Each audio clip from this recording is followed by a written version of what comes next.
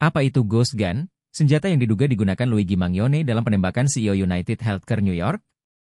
Berita tentang penembakan bos asuransi healthcare di New York sudah banyak dibahas dan langsung viral di media-media dalam dan luar negeri, akan tetapi yang lebih menarik adalah jenis senjata yang digunakan dalam penembakan tersebut yang disebut Ghost Gun.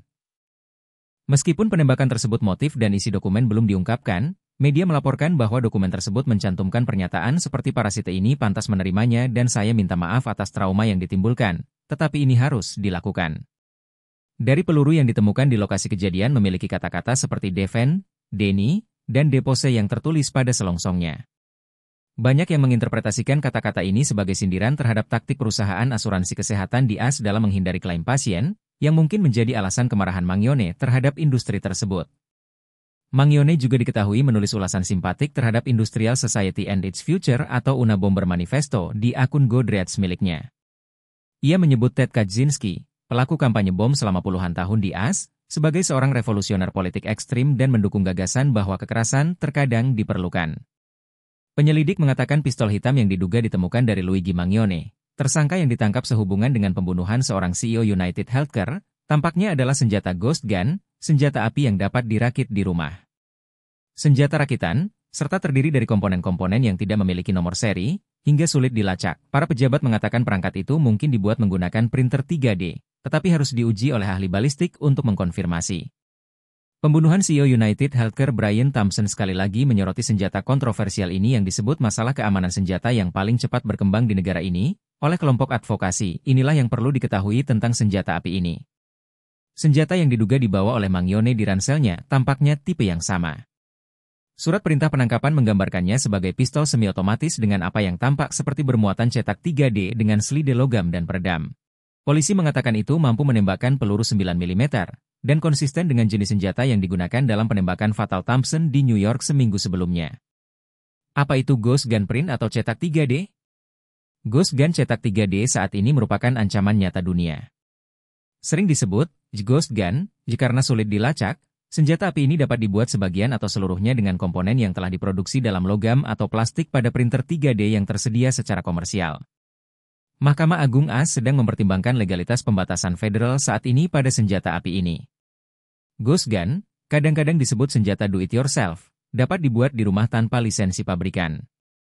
Hal ini memungkinkan senjata dan senjata lain dibuat yang tidak dapat dilacak dan tanpa perlindungan lain seperti pemeriksaan latar belakang yang menyertai pembelian senjata api legal. Mengapa Ghost Gun jadi masalah? Ghost Gun menimbulkan dua masalah. Pertama, suku cadang yang digunakan untuk merakit senjata ini tidak dianggap sebagai senjata api.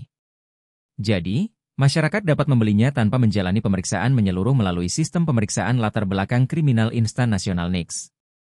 Hal ini memungkinkan orang yang dilarang memiliki atau membeli senjata untuk dengan mudah menghindari pembatasan ini dengan membeli kit dan merakit senjata mereka di rumah. Ghost Gun sangat terkait dengan penembakan di seluruh negeri.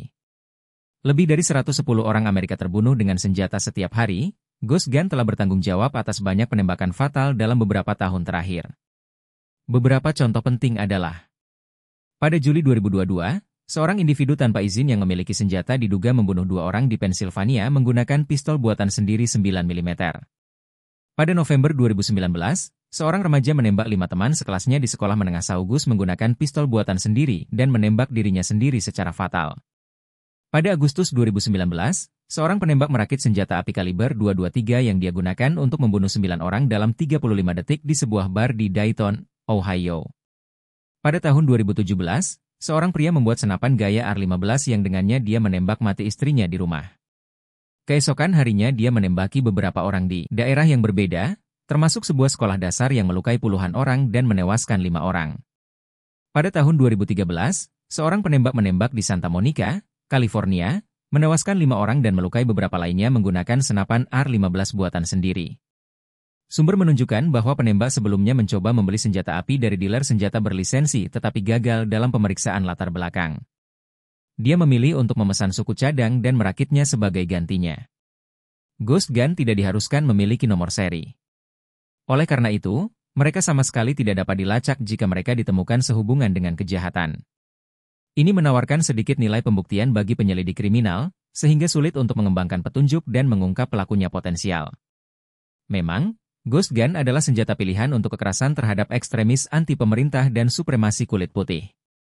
Kasus kriminal pertama yang diketahui melibatkan senjata cetak 3D mengakibatkan penangkapan seorang pria Inggris pada tahun 2013. Namun sejak itu, polisi di seluruh dunia telah melaporkan menemukan peningkatan jumlah senjata ini. Penangkapan terkait senjata cetak 3D berlipat ganda dari tahun 2022. Dalam perang melawan senjata api ilegal, meningkatnya jumlah penangkapan terkait senjata cetak 3D adalah bendera merah yang berkibar setiap tahun. Tahun lalu, laporan 3dprint.com menjelaskan 3 kali lipat penangkapan dalam waktu kurang dari 2 tahun. Saat ini, kehadiran senjata cetak 3D dalam statistik penangkapan semakin meningkat. Dari penangkapan tunggal seorang pria Inggris pada tahun 2013 yang dicurigai mencetak 3D senjata dalam apa yang dianggap sebagai penyitaan senjata generasi berikutnya yang pertama kali hingga yang mengejutkan pada paruh pertama tahun 2023 saja. Lonjakan penangkapan melukiskan gambaran bagaimana senjata api cetak 3D telah bergeser dari masalah kecil menjadi fenomena yang lebih nyata dalam statistik kejahatan. Peningkatan lebih dari 100 kali lipat dalam satu dekade menggarisbawahi percepatan minat yang dikembangkan oleh penjahat dan geng terhadap senjata yang tidak dapat dilacak dan tidak terdeteksi ini, juga dikenal sebagai ghost gun. Insiden senjata cetak 3D yang dilaporkan digunakan dalam aktivitas kriminal umumnya rendah dan tersebar secara global. Misalnya, senjata cetak 3D digunakan dalam pembunuhan tahun 2016 di AS, menandai salah satu contoh pertama seperti itu. Di Australia dan Inggris, penyitaan senjata api cetak 3D oleh polisi telah menjadi bagian dari berbagai investigasi kriminal. Namun, melacak sejauh mana penggunaannya dalam kejahatan adalah tantangan karena kesulitan dalam melacak senjata yang sering tidak diserialisasi ini. Khususnya, senjata cetak 3D telah berevolusi dari perangkat dasar satu tembakan menjadi varian semi-otomatis yang lebih canggih, mencerminkan peningkatan visibilitasnya dalam statistik kejahatan. Dalam laporan tahun 2022, Amerika Serikat, Kanada, dan Australia muncul sebagai negara yang memimpin penangkapan terkait senjata cetak 3D, masing-masing menyumbang 44%, 18%, dan 17% dari total jumlah penangkapan. Angka-angka ini menyoroti tren yang mengkhawatirkan yang sebagian besar mempengaruhi Amerika Utara dan Oseania, dengan Eropa tertinggal di belakang. Maju cepat ke tahun 2023, masalahnya tidak menunjukkan tanda-tanda melambat.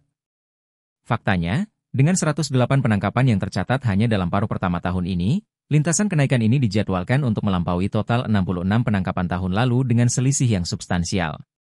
Kali ini, distribusi geografis penangkapan menawarkan perspektif baru. Sejak total awal kami pada tahun 2013 hingga hari ini, Amerika Utara telah memimpin penangkapan dengan 166, diikuti oleh Eropa, melaporkan 48 penangkapan. Oseania melengkapi 3 wilayah teratas dengan 24 penangkapan. Dari segi persentase, AS, Kanada, Inggris, dan Australia sekarang masing-masing menyumbang 36%, 34%, 10%, dan 8% dari total penangkapan. Apakah ghost gun diatur? Pembunuhan itu telah memperbarui pengawasan terhadap ghost gun yang telah coba diatur oleh pemerintah Biden dengan mengatakan bahwa senjata api harus diperlakukan dengan cara yang sama seperti senjata api yang tersedia secara komersial. Produsen kit ghost gun sekarang diminta untuk menyertakan nomor seri pada produk mereka dan melakukan pemeriksaan latar belakang pada pembeli. Pada bulan Oktober, Mahkamah Agung AS mengisyaratkan kesediaannya untuk menegakkan undang-undang tersebut, yang telah ditantang oleh kelompok-kelompok hak senjata dengan mengatakan bahwa pihak berwenang telah melampaui batas-batas undang-undang yang sudah ada sebelumnya. Putusan yang menegakkan peraturan baru ATF akan menandai perubahan bagi Mahkamah Agung ini, yang memiliki mayoritas super konservatif yang sebagian besar skeptis terhadap peraturan senjata. Mengenai senjata secara lebih luas, Presiden terpilih AS Donald Trump telah memposisikan dirinya sebagai pembela setia amandemen kedua, yang memberikan hak untuk membawa senjata. Awal tahun ini, dia mengatakan kepada National Rifle Association, NRA, bahwa dia adalah sahabat kelompok itu.